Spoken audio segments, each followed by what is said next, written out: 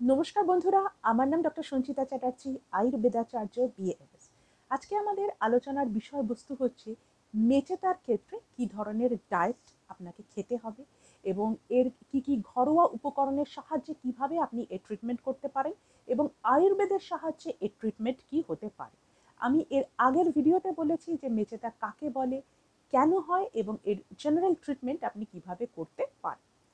তো এই প্রভৃতি বিষয় নিয়ে বলার আগে আপনারা প্লিজ আমার চ্যানেলটিকে লাইক করুন, শেয়ার করুন আপনার বন্ধু বান্ধব আত্মীয় পরিজনের সাথে এবং অবশ্যই সাবস্ক্রাইব করুন। সাবস্ক্রাইবের পাশে বেল আইকনটিতে ক্লিক করে দিন যাতে পরবর্তী নোটিফিকেশনগুলি সরাসরি পেয়ে যেতে পারে।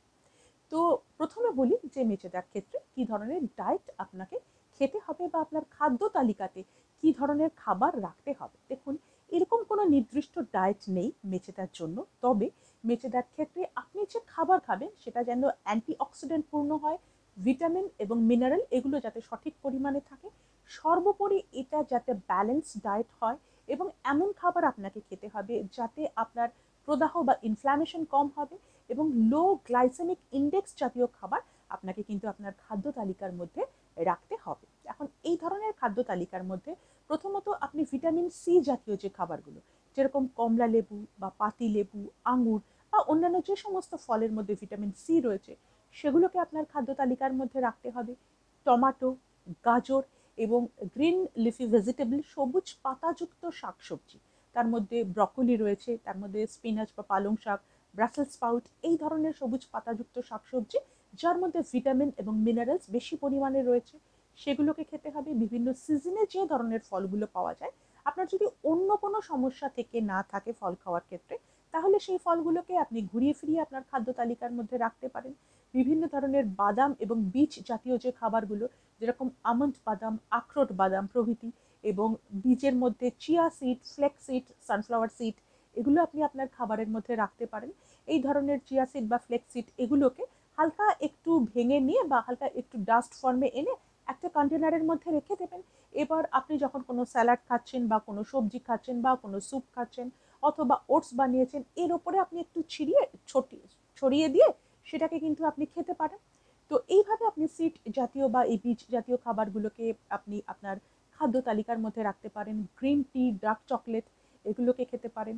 বিভিন্ন ধরনের বেরি জাতীয় ফল, ব্লুবেরি, ব্ল্যাকবেরি, স্ট্রবেরি, বিনস জাতীয় যে ফলগুলো রয়েছে সেগুলোকে আপনি খেতে পারেন। বিভিন্ন ধরনের সামুদ্রিক যে মাছগুলো, যেরকম স্যালমন, সার্ডিন, টুনা, ম্যাকরেলস, হেরিংস, এই জাতীয় যে মাছগুলো, যদিও এই মাছগুলো আমাদের দেশে এবং বাংলাদেশে খুব একটা পাওয়া যায় না। আমাদের দেশে তৈলাক্ত মাছ বলতে যেগুলো পাওয়া যায় ইলিশ, রূপচাঁদা, পাঙ্গাস বা মোলা, চাপিলা, এই ধরনের মাছগুলোকে আপনি ঘুরিয়ে ফিরিয়ে আপনার খাদ্য তালিকার মধ্যে রাখতে পারেন।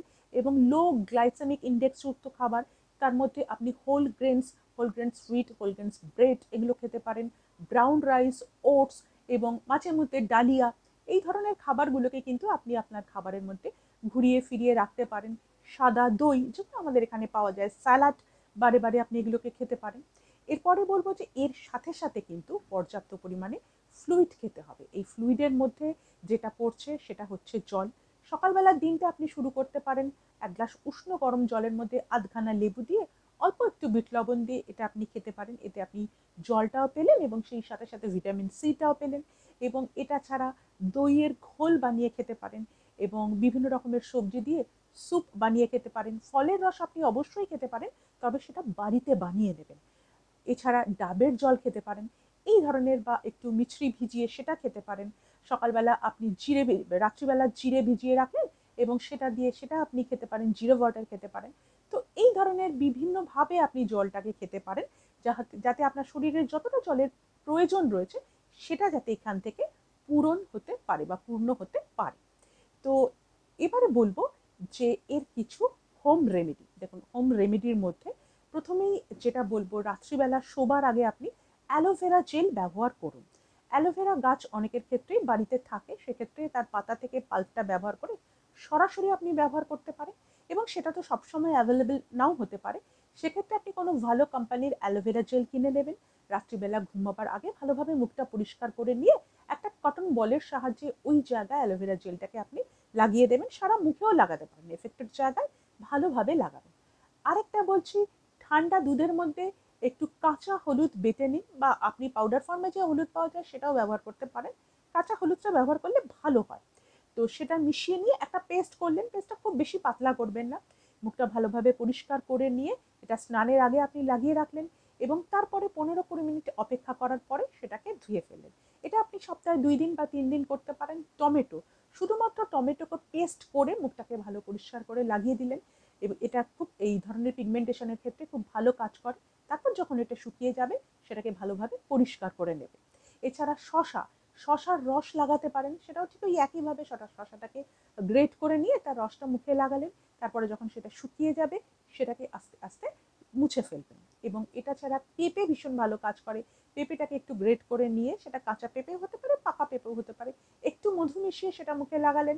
তারপর যখন শুকিয়ে গেল তারপরে সেটাকে আপনি রিমুভ করে ফেললেন। তো এই ধরনের যে হোম রেমেডিগুলো বলছি, এগুলো আপনি যেটা খুশি ব্যবহার করতে পারেন। তবে অ্যালোভেরা জেলটা, এটা ভীষণ ভালো কাজ করে, এবং দুধের মধ্যে হলুদ মিশিয়ে এই যে পেস্টটা, এটা ভীষণ ভালো কাজ করে।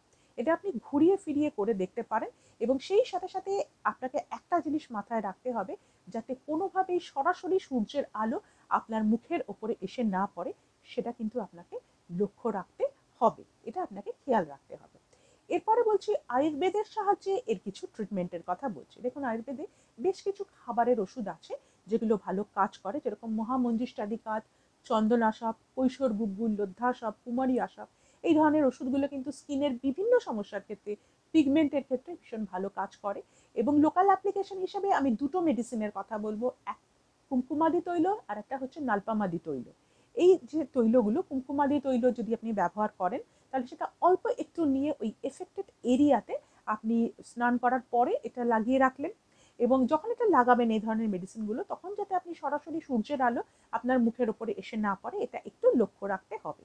এই মেডিসিনগুলো 3 থেকে 4 মাস ব্যবহার করলে আপনি দেখবেন যে অনেকটাই হালকা হয়ে গেছে, এবং আস্তে আস্তে হালকা হতে হতে এটা কিন্তু মিলিয়ে যাবে। সেই সঙ্গে আপনার যদি হরমোনাল কোনো সমস্যা থেকে থাকে, এবং তার জন্য আপনি কোনো হরমোনাল থেরাপি নিচ্ছেন হয়তো, সেক্ষেত্রে কিন্তু ডক্টরের সঙ্গে একবার আলোচনা করে নিতে হবে।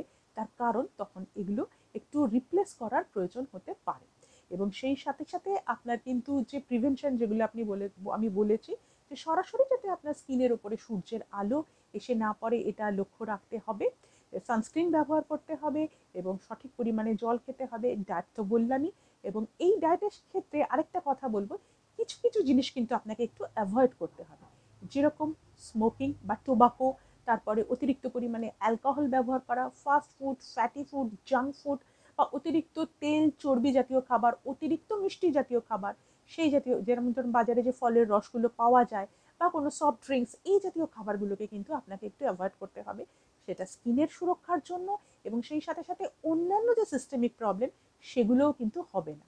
এবং অ্যান্টিঅক্সিডেন্ট পূর্ণ খাবার খেলে সেটা আমাদের স্কিনকে, প্রথমত হার্মফুল ফ্রি র্যাডিক্যালসগুলো যাতে আমাদের স্কিনের ক্ষতি করতে না পারে, সেই দিকটা লক্ষ্য রাখে। এবং এই যে পিগমেন্টেশনটা বা মেলানিন প্রোডাকশনটা, সেটাকেও কিন্তু কন্ট্রোলে রাখতে সাহায্য করে। তাহলে বন্ধুরা, মেচেটা হলে মন খারাপের কোনো কারণ নেই। একটু সময় করে ধৈর্য ধরে এই ট্রিটমেন্ট করুন, অবশ্যই আপনি সুস্থ হয়ে উঠবেন, এবং আপনার ত্বক একেবারেই দাগ মুক্ত হয়ে যাবে। তাহলে আজ এই অবধি। ভালো থাকবেন, সুস্থ থাকবেন। নমস্কার।